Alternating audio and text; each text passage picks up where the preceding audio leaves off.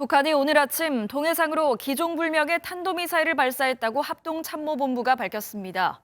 전날 B-1B 폭격기를 포함한 한미 항공기 10여 대가 미사일 도발에 대응해 비행 훈련을 한 것에 반발한 걸로 보이는데 우리 군은 비행거리와 고도, 속도 등 재원을 분석하고 있습니다. 북한은 지난 18일 오후에도 대륙간 탄도미사일인 화성 15형을 동해상에 발사한 바 있습니다.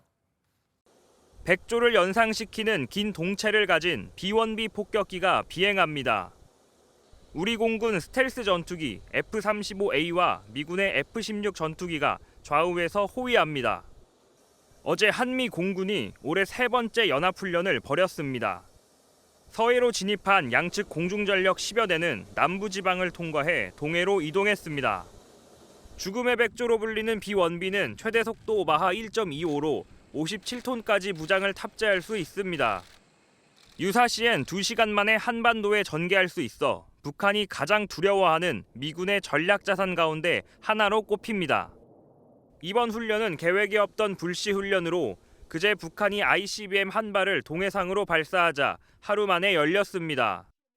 2월 18일 오후 평양국제비행장에서 대륙간 탄도미사일 화성포 15형을 최대 사거리 체제로 고각 발사했습니다. 북한은 미사일 발사가 김정은 국무위원장의 기습 명령에 따라 이뤄졌다며 미사일 전력을 과시했습니다. 사전 계획 없이 명령 하달 9시간여 만에 신속하게 ICBM을 발사했다는 겁니다. 한미 공군은 불시의 전략 자산을 전개하며 맞대응했는데 북한의 기습 발사에 대응할 역량을 갖췄다는 점을 강조하는 것으로 풀이됩니다.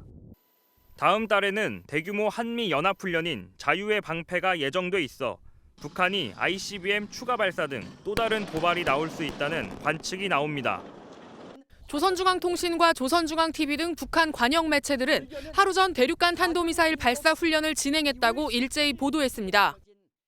2월 18일 오후 평양국제비행장에서 대륙간 탄도미사일 화성포 15형을 최대 사거리 체제로 고각 발사했습니다.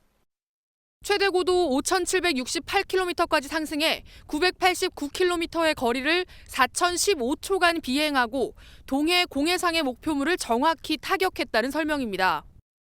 미사일이 떨어지는 모습은 일본 자위대 전투기에도 포착됐습니다. 북한 매체는 이번 훈련이 김정은 국무위원장의 명령에 따라 불시에 이뤄졌다는 점을 강조했습니다. 어제 오전 8시에 화성 15형을 기습 발사해 무기 체계의 신뢰성을 재확인하라는 김 위원장의 명령서가 하달됐고 그에 따라 발사 훈련이 이뤄졌다는 설명입니다. 앞으로 한미 움직임에 따라 언제든 추가 도발을 계속할 수 있음을 시사한 것이란 분석입니다. 언제든지 한미에 대응해서 자신들이 핵을 사용할 수 있는 능력을 보여주겠다 하는 그런 의도가 있다고 판단이 됩니다. 다만 전체적으로 준비 시간이 9시간이 넘어가기 때문에 사실상 그 실전에서의 활용도는 아직은. 한미는 북한의 도발에 대응해 오늘 한반도 상공에서 미국 B-1B 전략 폭격기가 참여하는 연합 공중 훈련을 진행한 것으로 알려졌습니다. 김여정 부부장은 미국이 북한 관련 유엔 안전보장이사회 소집을 주도한 것을 두고 강권과 전횡, 고약한 행위라고 맹비난했습니다. 또 다음 달 예정된 한미 연합훈련에 대해서는 우리에 대한 적대적인 것에 매사 상응하고 매우 강력한 압도적 대응을 실시할 것이라고 위협했습니다. 김 부부장은 우리 정부에 대해서는 바보들, 남조선 것들이라며 막말로 깎아내렸습니다. 김 부부장은 남조선 것들을 상대해줄 의향이 없다며 바보들이기에 일깨워주는데 대륙간 탄도미사일로 서울을 겨냥하는 일은 없을 것이라고 조롱했습니다. 철저히 남한을 무시하는 전략을 통해 미국의 대북 적대 정책 폐기를 유도하겠다는 의도로 풀이됩니다. 윤석열 정부에 대해서는 한미동맹을 통해서 신냉전으로 가지 말고 미국의 그 대북 적대 정책이 빨리 철폐되도록 노력해라는 압박의 메시지도 담고 있는 것이 아닌가 이렇게. 김 부부장이 담화를 내놓은 건 지난달 27일 미국의 우크라이나 탱크 지원을 비난한 이후 23일 만입니다. 최근 김정은의 딸 김주애에 비해 위상이 낮아진 것 아니냐는 관측도 나오는 가운데 여전히 대남 대미 분야에서 존재감을 과시하려는 측면도 있다는 분석입니다. 독일 뮌헨 안보회의에 참석 중인 한미일 외교장관이 북한 ICBM 발사에 긴급 회동을 가졌습니다. 삼국 외교수장은 단합된 모습을 보이며 북한의 유엔 안보리 위반에 대한 국제사회의 대북 제재 이행 강화를 촉구했습니다. Appropriate steps, including the effective enforcement of sanctions, and countries that have influence with North Korea should use it to try to move it from the course that it's been on now.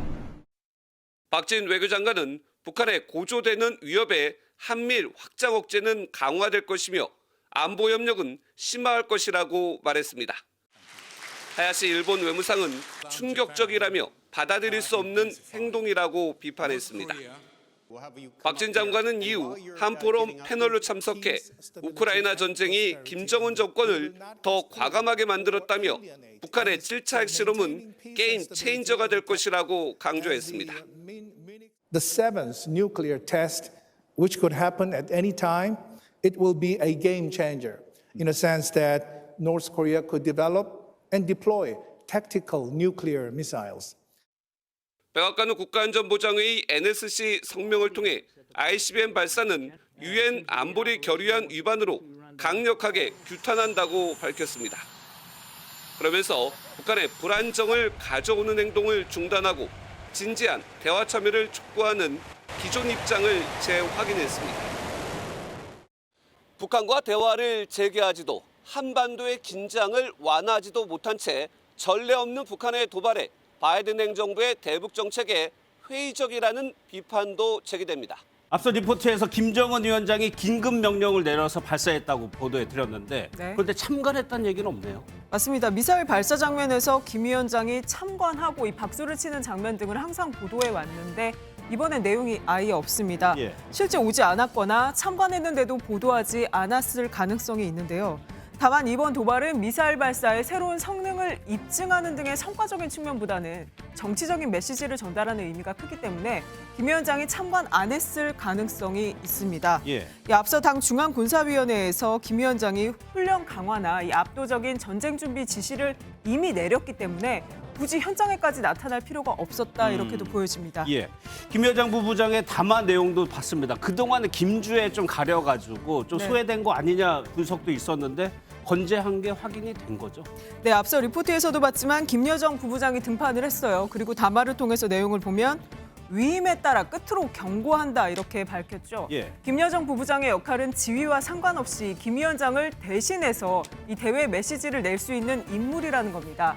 최근에 김정은의 딸 김주혜가 부각되면서 리설주와의 권력 다툼에서 김 부부장이 밀려난 거 아니냐 이런 여러 해석이 있었는데 여전히 대남 대미 총책으로서의 건재함을 과시한 그런 모습입니다.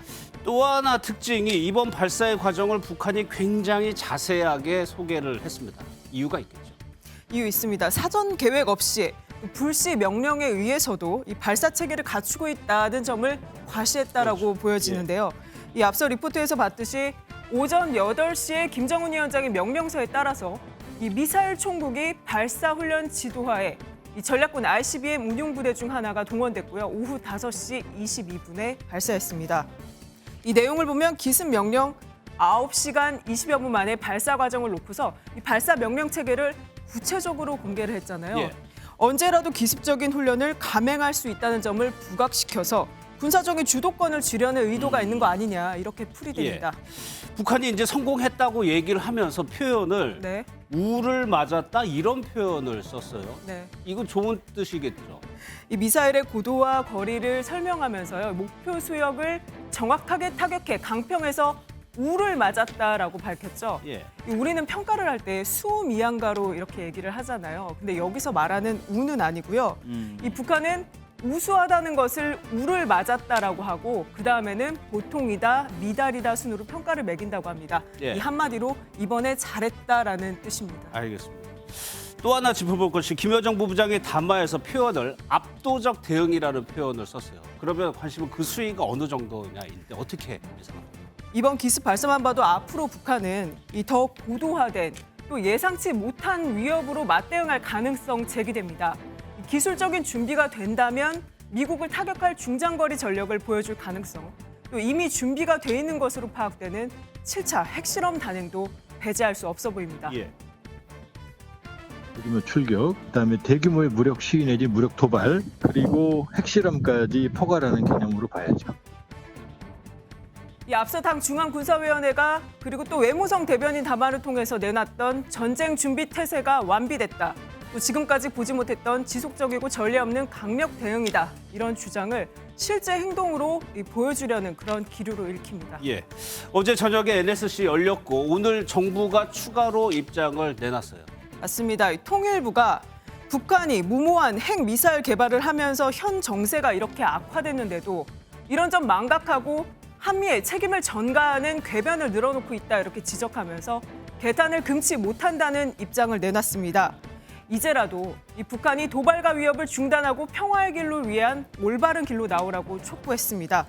또 앞서 설명했듯이 북한 도발에 미공군 비원비 전략 폭격기가 한반도에 전개됐고 한미가 연합 공중훈련을 실시했죠. 예. 근데 당장 오는 22일 한미가 확장 억제 수단 운용 연습에도 들어가면서 북한의 초과 도발 가능성에도 이목이 쏠리고 있습니다. 알겠습니다. 오늘 오후 북한이 동해상으로 장거리 탄도미사일을 발사했습니다. 대륙간 탄도미사일 ICBM으로 추정됩니다. 새해 벽두인 1월 1일 이후 올해 두 번째이자 강도 높은 무력 도발입니다.